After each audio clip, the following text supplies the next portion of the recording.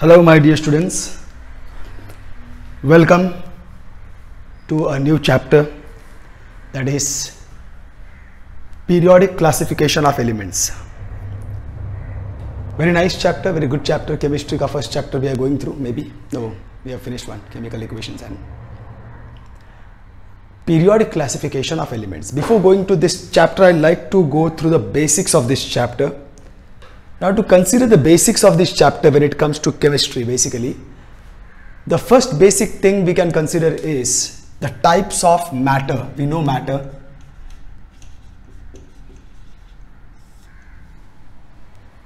The types of matter that we know are basically, we know solid, liquid, gas, and of course one more is there, that is plasma. Okay, there are basically 4 states of matter. We have definitely learned 3 states of matter before this in the lower standards, but now we have to understand there is also the 4th state of matter. And basically the basic, see, to understand what is plasma state, so definitely it is basically at the higher temperature, when gas also is taken to a higher temperature, at very high temperature, at that time the gas gets converted into plasma state. The main difference between plasma and gas or any other state is that the electrons and protons, basically the electrons are separated from the protons. The electrons in the gas molecules, they get separated from the protons, and that's why there are number of free electrons and free protons, of course, but the total number of electrons and the protons are going to be same. So as a whole the gas is going to be neutral, the plasma is going to be neutral. But the basic difference is that because there are number of free electrons present in plasma, plasma state is normally good conductor of electricity, whereas all the gases are not good conductor of electricity, but all the plasmas are good conductor of electricity. Okay, that is basic difference, but basically now you have to understand that is solid, liquid, gas and plasma is also the 4th state. They are the 4 states of matter, and after that we come to know about the matter. Basically when it comes to chemistry, we know that we have either elements or compounds. We have elements and compounds. So basically this also is very interesting topic, elements, compounds, and also we had mixture in the lower standard, but at present we will just consider elements and compounds. The elements basically are like nitrogen is an element,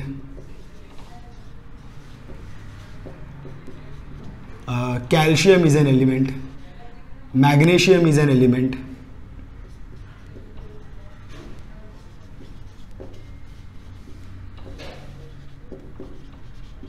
whereas compounds are water, sodium chloride,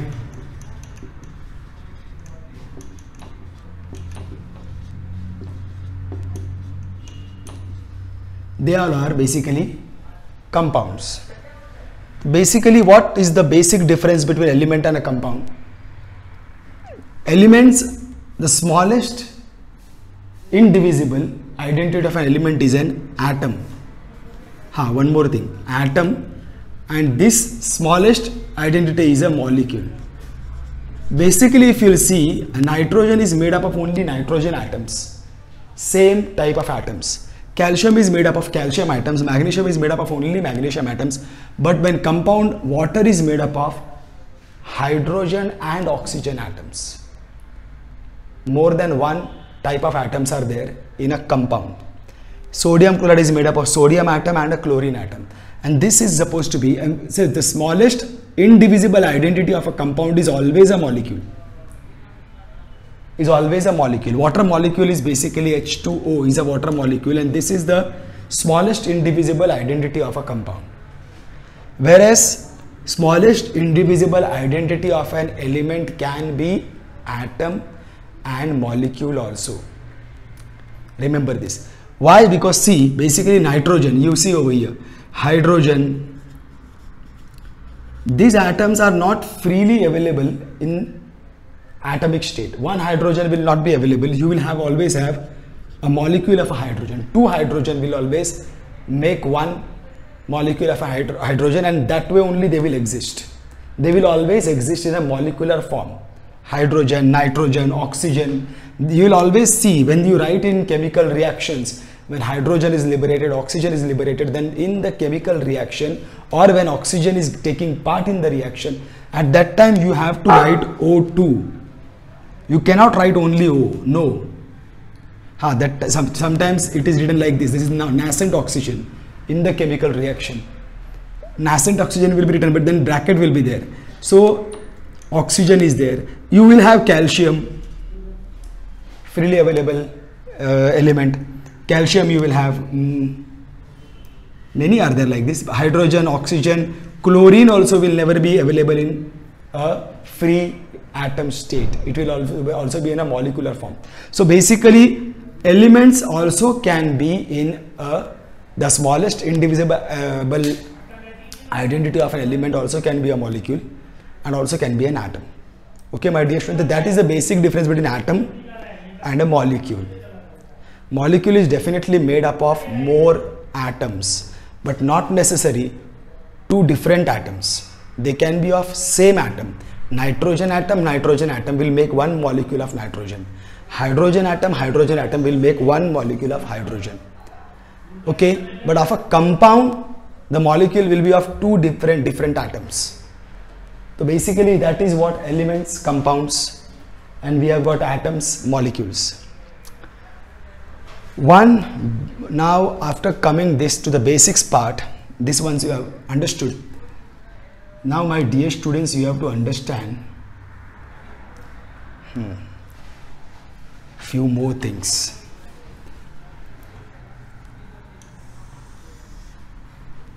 See, you have to understand atomic mass number,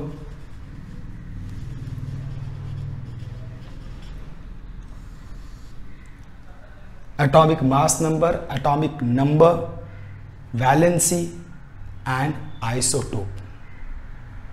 These four things also you have to understand, my dear students. So atomic mass number, what is atomic mass number? The number of atomic mass number is the number of total number of or the sum of the numbers of, sorry, is the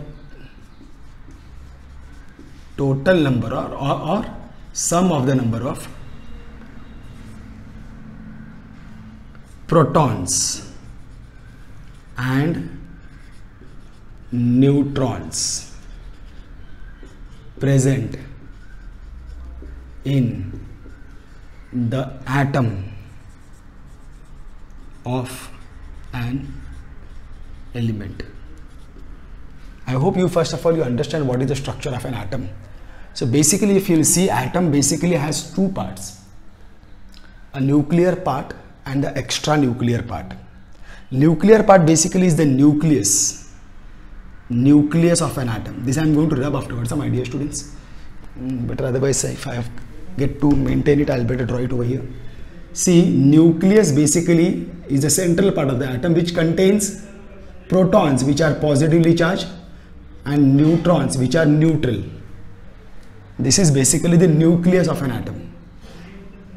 Protons are very heavy, very heavy particles, positively charged heavy particles, and in the outside of the nucleus there are electrons.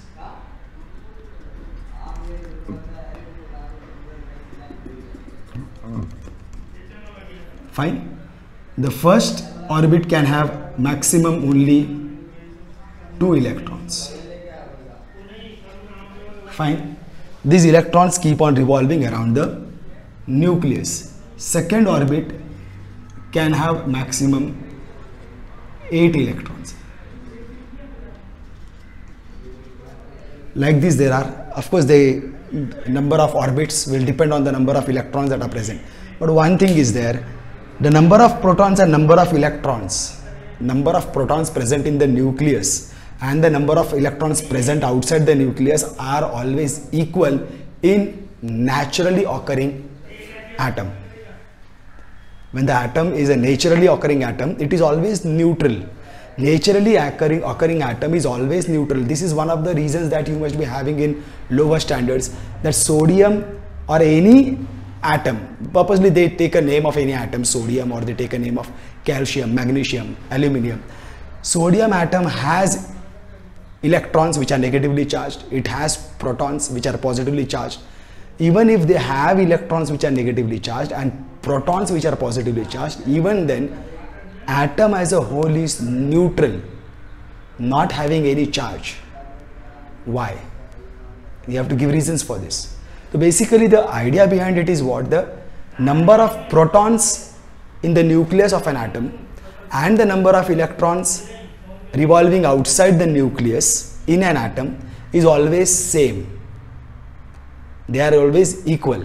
Hence, the total positive charge and the total negative charge in the atom is always equal. So they cancel each other, and that's why atom as a whole is neutral. This is when it is a naturally occurring atom. Why I am using this again and again? Because see, once that atom enters into a reaction, then the atom will either give its electron, it is giving its electron, that means it is giving its negative charge, its negative charge is going on reducing, it has got reduced, but the protons will never be reduced, they will stay inside the nucleus. So the protons are even now the same, the positive charge is same, but the negative charge has got reduced. So after reaction, atom will not be neutral. If it has donated electron, then it will become positive. That's why it is called as electropositive element. Every element which gives electron in a chemical reaction, every element which gives electron in a chemical reaction is called as electropositive, and they are all basically metals. Metals have the tendency to give electrons. Are you getting? Of course, this topic we have to go. We can't avoid this topic. How much ever I can't shorten this. See, this again is going to come. Valency is decided because of this. Valency is decided because of this. So coming back over here, atomic number, I am again and again I was stressing on the point that number of protons in the nucleus of an atom and the electrons outside the nucleus of an atom are always equal in naturally occurring element. The reason is that after the element enters into the reaction, enters into any reaction, it may give electron or it may even take electron. It depends on the atom is of what. If the atom is of a metal, then it will give electron. If the atom is of a non-metal, then it will take electron. It will receive electron. So what will happen now when it will receive electron? The negative charge of the atom will increase because protons are still same. Positive charge is still the same. The electrons have increased, the negative charge has increased. So after the reaction, non-metals become negatively charged, and that's why they are called as ions. They become negatively charged ions. That's why they are called as electronegative ions. Non-metals are always electronegative ions. Why? Because of accepting electrons, they become negatively charged. Because electrons have increased, so they become negatively charged. That's why they are called electronegative. Negative because of the electrons. So electronegative ions. Non-metals after reaction becomes negatively charged. So all non-metals are basically electronegative. All metals are basically electropositive.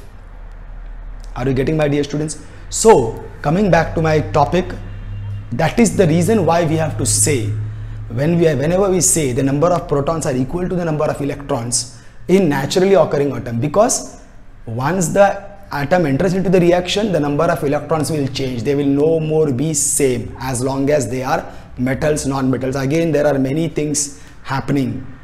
Because if they are inert gases, metals are something else, non-metals are something else. If they are inert gases will not take part in any chemical reaction. They will not give electrons, they will not receive electrons. That's why they are called as noble, sannyasi log, shant. So they, unless and until they are inert gases, they will not take part into any chemical reaction. Okay, so this is the structure of an atom somewhat. Nucleus in the center. Inside the nucleus there are protons and neutrons, and outside the nucleus there are electrons who are revolving around the nucleus.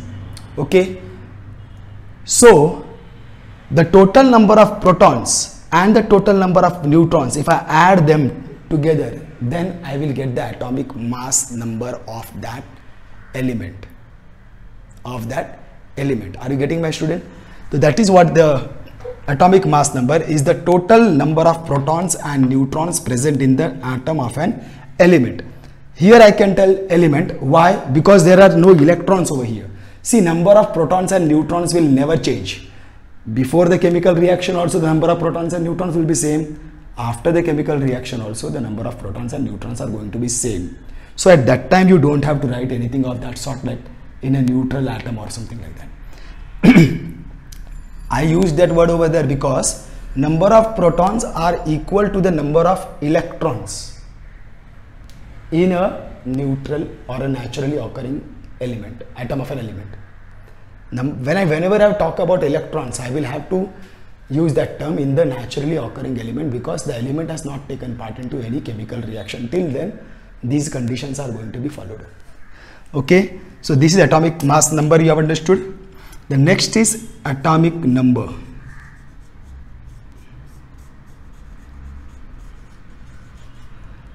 Atomic number, now it will come, is the number of protons or electrons present in the atom of a naturally occurring element.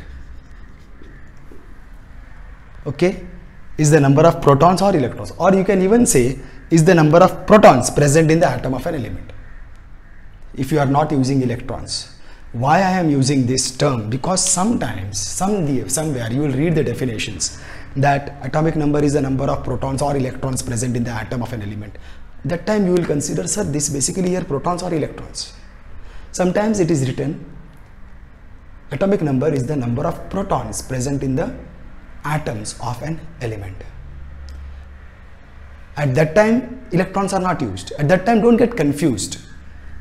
You can write anything. Protons present in the atom of an element, or protons or neutrons present in atom of a naturally occurring element, because number of protons and electrons of a naturally occurring element are always equal. As long as that atom is naturally occurring atom, it is equal. It will change only when that atom has undergone into any chemical reaction. So don't get confused if you read these type of definitions in different ways in different parts of textbooks or notes or reference books. Okay, my dear students, so this basically you have to understand that what you have to understand is that atomic number is basically the number of protons present in the nucleus of an atom. Atomic mass number is the number of protons and neutrons present in the nucleus of an atom. Why these things? Because these numbers, they played a big role. They are considered as a fundamental property of an element. When we enter into the classification of the elements, when we enter into this topic of classification of elements, at that time these are going to play a role over there. So that's why I'll come back over there. But definitely before going them, atomic mass number we have understood, atomic number we have understood, and then comes very important property, that is valency.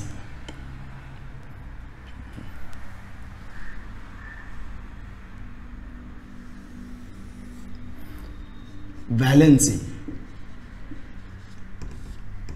Valency is a very important property of the element. Valency, from valency, see basically na, these all things are for your knowledge. If you understand few things of an element, few means one major thing, that is the atomic number. I'll come to the topic now. Atomic number. We will be entering into the topic now. See now, to understand everything, we have to understand everything simultaneously. See, first of all, understand the series of the elements according to the atomic number. I am telling you. See, this is the atomic number I am writing, and this is the element.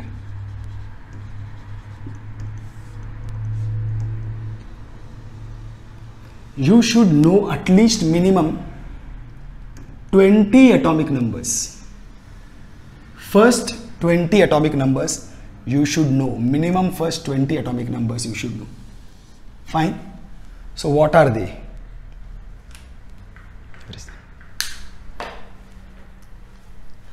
See, 1, hydrogen, helium, lithium, beryllium, boron, carbon, nitrogen, oxygen, fluorine, neon. I don't think I'll go. Then oh, I'll be running short of space. Sorry dear students, I will have to adjust it over here. Hydrogen, helium, lithium, beryllium, boron, carbon, nitrogen, oxygen, fluorine, neon. Then comes sodium, magnesium, aluminium, silicon, phosphorus, sulfur, chlorine, argon, potassium, calcium. Now what are they? 2, 3, 4, 5, 6, 7, 8, 9, 10, 11, 12, 13, 14, 15, 16, 17, 18, 19 and 20. These are the elements you have to remember and by heart. The reason behind this is, now see what is the next you have to understand. Once you know the atomic number, once you know the atomic number of any element, then you can know many more properties of that element. See, if I talk about take any randomly, magnesium, atomic number is 12. Atomic number is 12. Out of 12 elements, 2 will go in the first orbit. 2 will go in the first orbit. This is nucleus. 2 will go in the first orbit. How many remain? Out of 12, 10 remain. Out of this 10, now the second orbit can take 8 electrons in total. Fine. So now 10 electrons are gone. Means in the second orbit it will have 8 electrons. Fine. How many remains? 2 remain. So in the last orbit it will have 2 electrons. So you don't have to draw this diagram every time.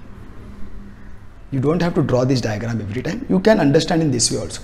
This is the first orbit, comma, second orbit, comma, the third orbit. Third orbit is the last orbit. Why third orbit is the last orbit? Because I know that the atomic number of magnesium is 12. If atomic number of magnesium is 12, so first orbit will take 2 electrons.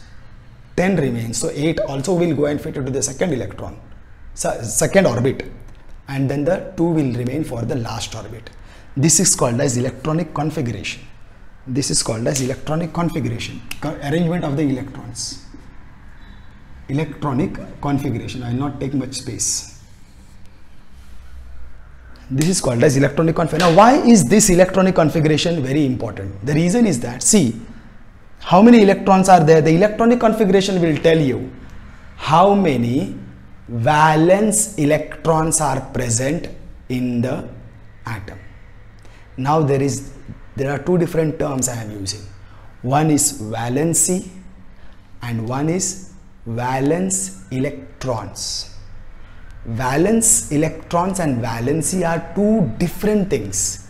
Valence electrons mean how many electrons are present in the outermost orbit. The number of electrons present in the outermost orbit are called as valence electrons. So in this case, the valence electrons are 2. Valence electrons are 2. So now when this magnesium is going to take part into any chemical reaction, why do elements take part into chemical reaction? Why? Because they want to be stable. They are not stable. At present, magnesium is not stable. Why he is not stable? Because his outermost orbit is incomplete. When the outermost orbit has got 8 electrons present in it, outermost orbit has got 8 electrons present in it, then the atom becomes stable. At present, magnesium has got 2 electrons present in the outermost orbit. 2 valence electrons. It has got 2 valence electrons. So it is not stable. To become stable, either of the two it will do. Either it will take 6 electrons. It should, not take, it will. It should. There are 2 options present in front of magnesium. One option is to take 6 electrons and fill this last orbit to become 8. Or donate these 2 electrons, lose these 2 electrons, give these 2 electrons. And then once these 2 electrons are given, then this orbit collapses. And the second orbit becomes the last orbit with 8 electrons in it. And then that atom becomes stable. So what is easier for magnesium to perform? Receiving 6 electrons or donating 2 electrons? So definitely donating 2 electrons is much more easy compared to accepting 6 electrons. So whenever a chemical reaction takes place, magnesium is always interested in giving 2 electrons. So when any other element comes who is interested in receiving electrons, only that time magnesium will take part into chemical reaction. If there is another element who also is interested in receiving electrons, like sodium and magnesium. Sodium also is interested in giving electrons. Magnesium also is interested in giving electrons. So they won't react with each other. You will not see any compound which sodium magnesium compound. No. That's why sodium and magnesium will never react with each other, because both are interested in giving electron. There is nobody to receive. Okay, my dear students. So that's why magnesium will always give electrons. Why? Because there are 2 valence electrons. 2 valence electrons. 2 options available. Either receive 6 electrons and become stable, or give these 2 electrons, collapse the outermost orbit, and with the second orbit become stable.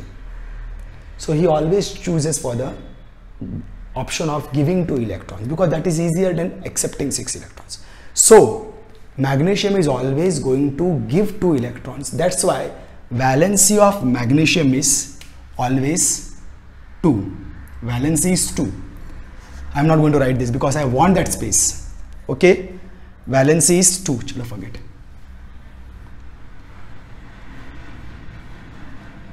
Valency is 2. Fine.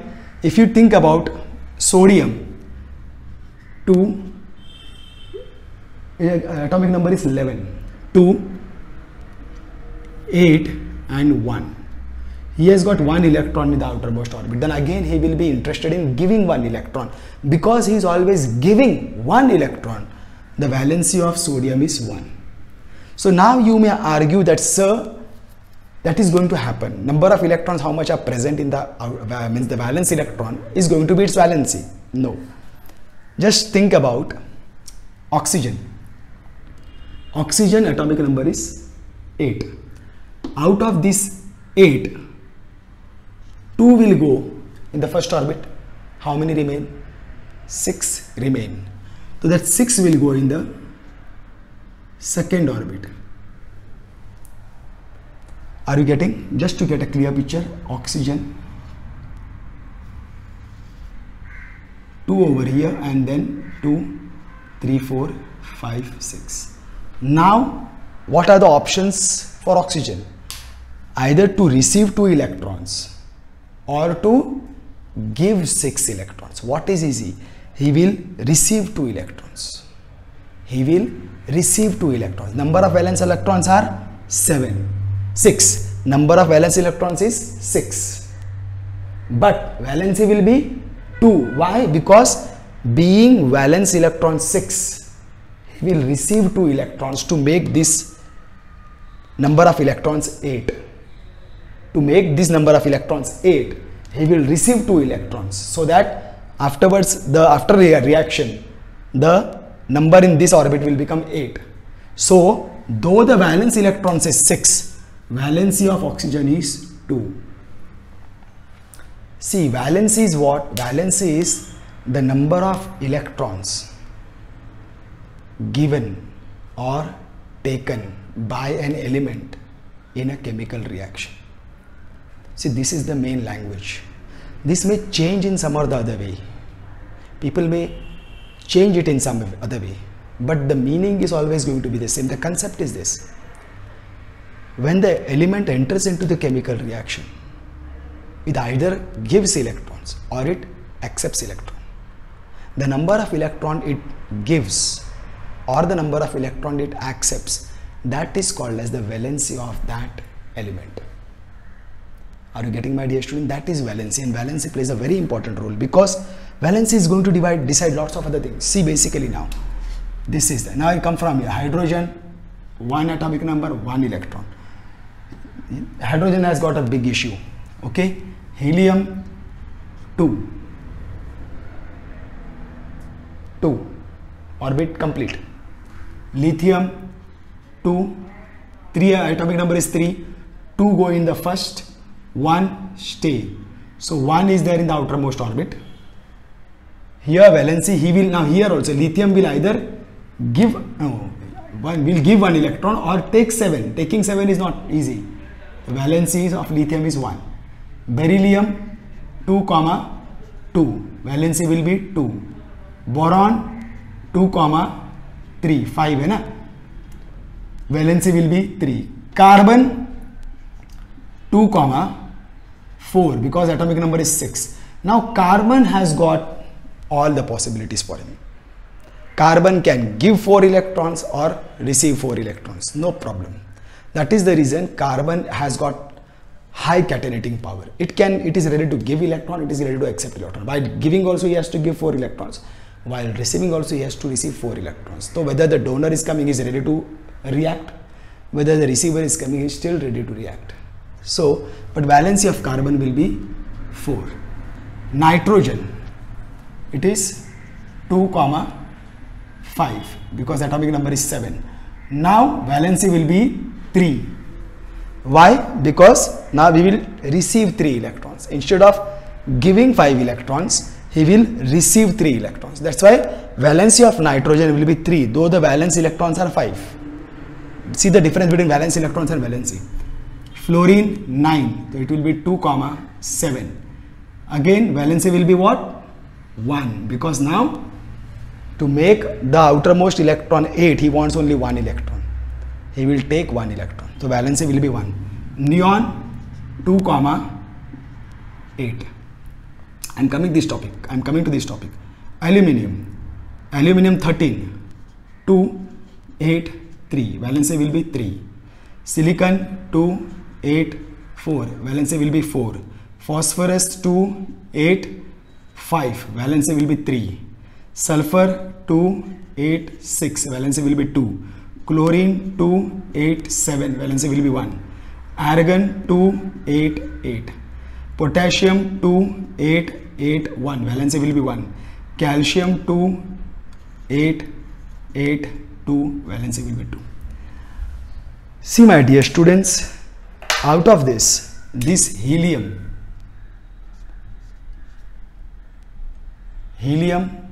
neon, argon, and even there are more, krypton, xenon, radon. These are called as inert gases. These are called as inert gases because see their outermost shell is complete. His outermost shell is first shell is the outermost shell, complete 2. That's why helium is a inert gas, completely filled shell, stable atom, so it will not take part into any chemical reaction. Who? Helium.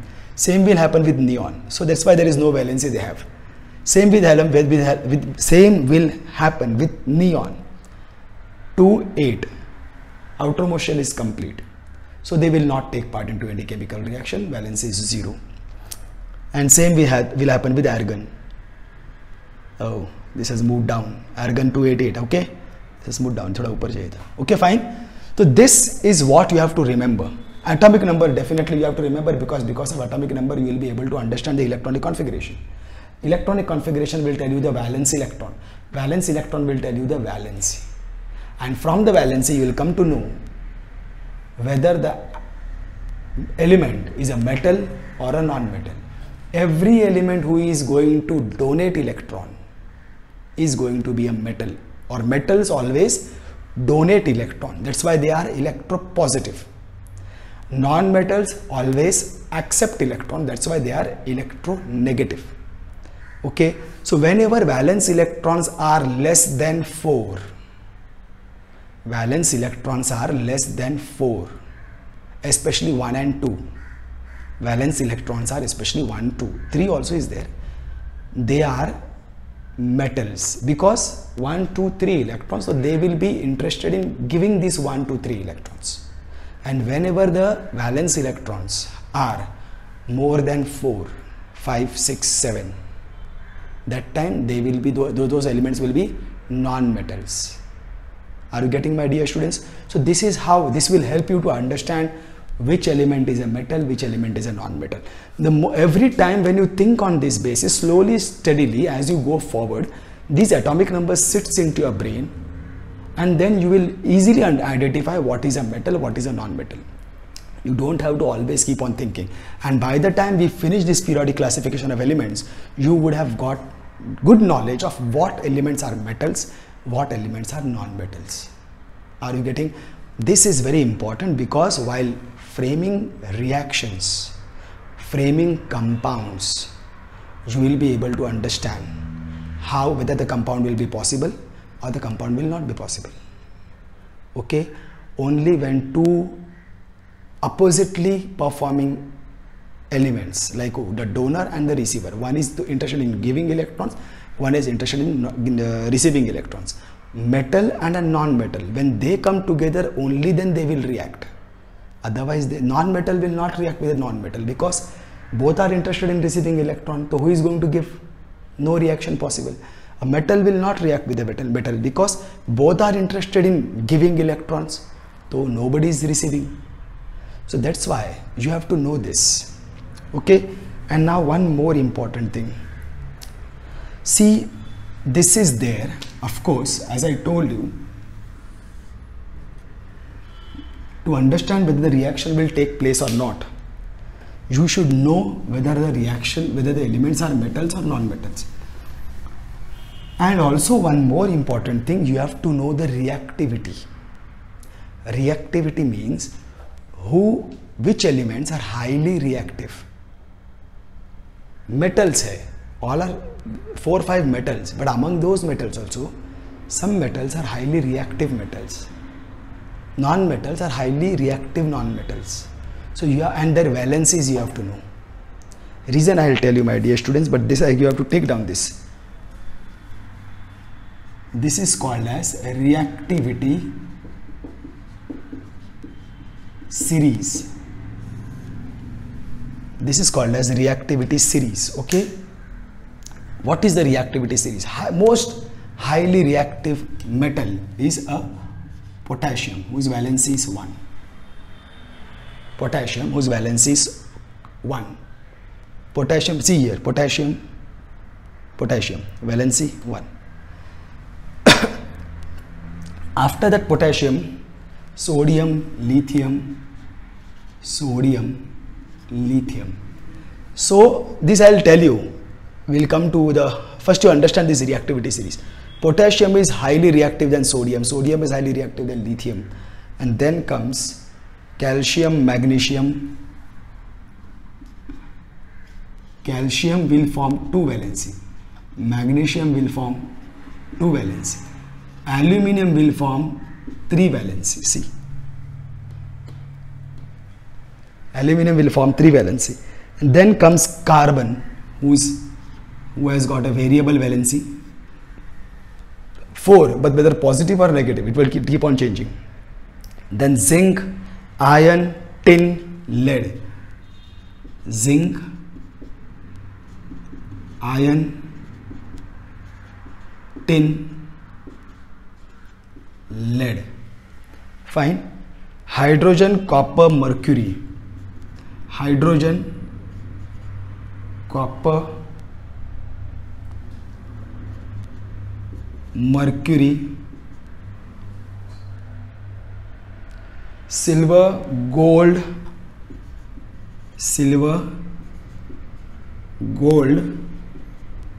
platinum. Yes. Are you getting? 2 plus means valency is 2, iron 2 plus means valency is 2, hydrogen 1 plus means valency is 1, silver 1 plus valency is 1, gold 3 plus valency is 3, platinum 1 plus valency is 1. Of course, apart from that, you also should know about the very important hydroxides and all. OH minus, nitrate, bicarbonate, nitrate, this is nitrate, this is bicarbonate, and ammonia plus. Okay, then we have got, see, bicarbonate will be CO3 minus, but carbonate will be 2 minus. Valency of carbonate will be 2. Sulfate will be 2 minus. Phosphate will be 3 minus. These all things you have to know nicely, and then you should be able to play with the compounds. If you know all these things properly, then you will be able to play with the compounds, and then you will not, they will help you in a major way in your chemical reactions. Why and how? See, if supposing I have got, what do I take? Sodium sulfate. Sodium sulfate. If you all are ready with all these things and you all are by-hearted with all these things, then it is very good. But if those students who have not understood this properly, the concept behind this, for them I am explaining these things. See, sodium sulfate. Sodium is Na. Sulfate is SO4. This you should know. Sulfate, SO4, carbonate, CO3. HCO3 means bicarbonate. H means bicarbonate. Ammonia, nitrate, hydroxide, sulfate, phosphate. S for sulfur, SO4 sulfate. P for phosphorus, PO4 phosphate. C for carbon, CO3 carbonate. Are you getting? Nitrate. N for nitrogen, nitrate, hydroxide. Okay. Now Na, sodium sulfate. Sodium is Na, sulfate is SO4. But the formula for sodium sulfate will be what? Now you should know the valency. Valency of sodium is what? Sodium and sulfate. Na? Sodium sulfate. Valency of sodium is 1. 1. 1. And what is the valency of sulfate? It is, means sodium is ready to give 1 electron. Sodium is going to give 1 electron, but sulfate is going to receive 2 electrons. Sodium is giving only 1 electron and sulfate is going to receive 2 electrons. So when one sodium goes to react with sulfate, sulfate is not going to react. Why? Because he will tell, I want 2 electrons, you are going to give me 1 electron. I will not react in this way. Then what happens? Then sodium will come with one more friend of him. So 2 sodiums will come. One sodium will give 1 electron, other sodium will give 1 electron, 2 electrons in total, then only sulfate will react with them. That means the sulfate, the compound will be Na2SO4. This is the compound. Now you will know why this Na2 is there. Why not NaSO4? Are you getting? This is there. Same if supposing instead of sodium sulfate, there will be magnesium sulfate.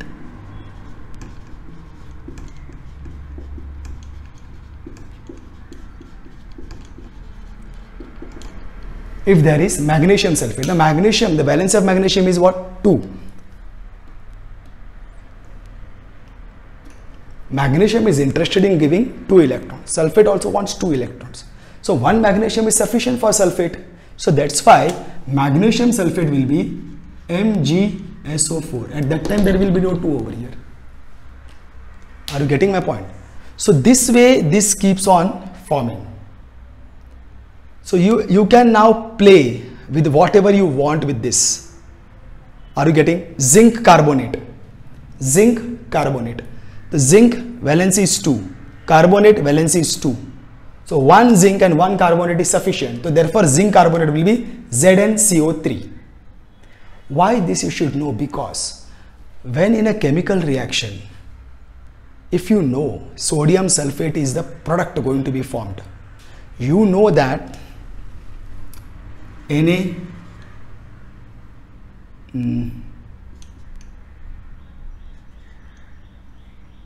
no, this will not happen. Chalo, nice, I will do this. Will this reaction take place? Will this reaction take place? Sodium, potassium sulfate, will they react? I think your chapter of this is over now. Forget. Will they react? See, this is going to be a type of a displacement reaction. In displacement reaction, a highly reactive element will displace a less reactive element. A highly reactive element will displace a less reactive element. So the sodium has to go and displace potassium. But is sodium reactive than potassium? No. Potassium is reactive, more reactive than sodium. So this reaction will not take place.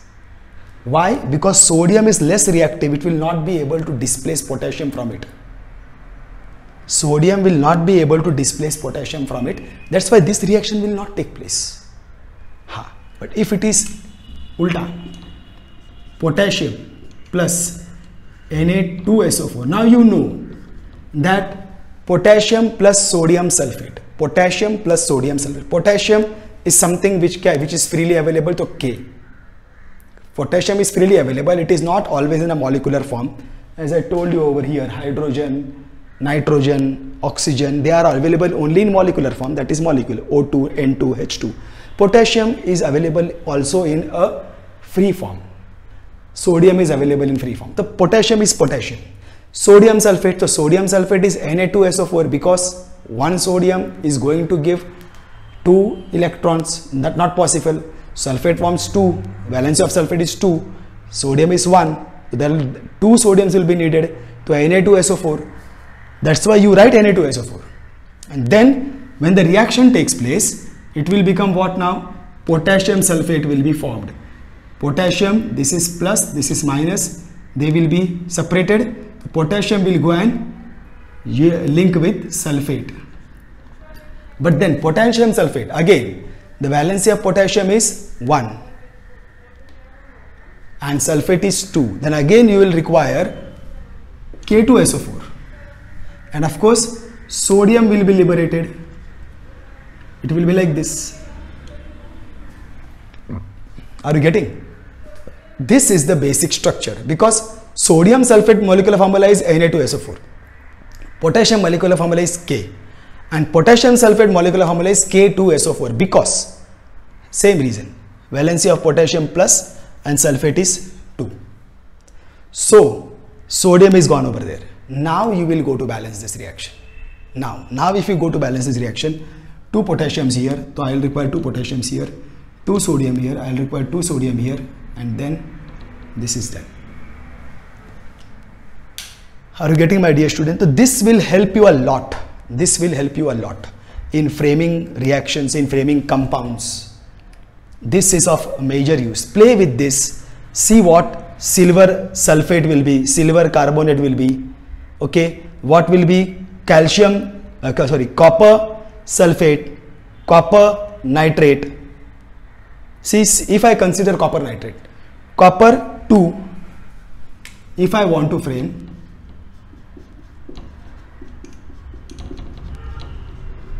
copper nitrate, so copper and nitrate, CuNO3, but valency of copper is 2. Copper is going to donate 2 electrons, nitrate is going to take 1 electron. So 2 nitrates will be required, so therefore his compound will be CuNO3 whole twice. This will be the formula for copper nitrate.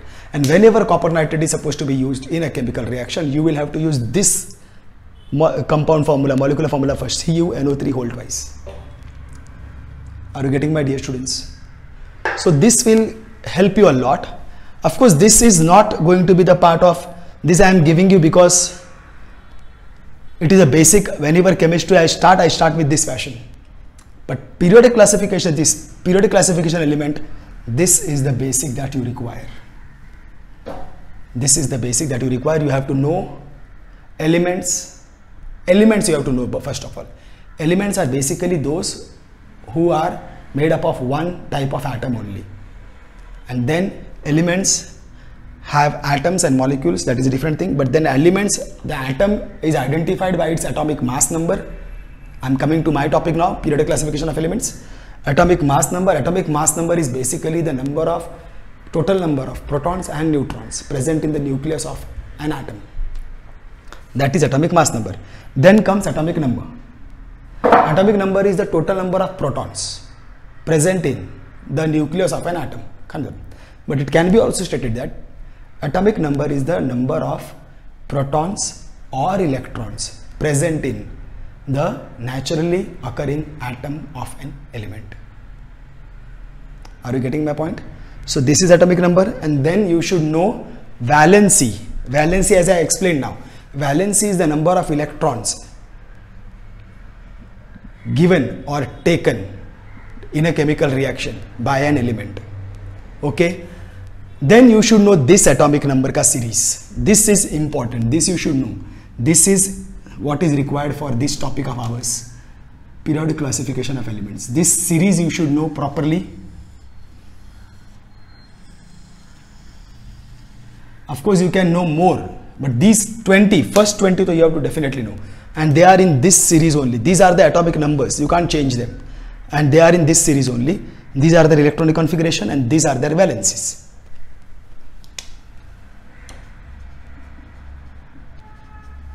Fine. So if you all have done with this, then you all are ready for starting with the chapter periodic classification of elements. Okay, my dear students, thank you.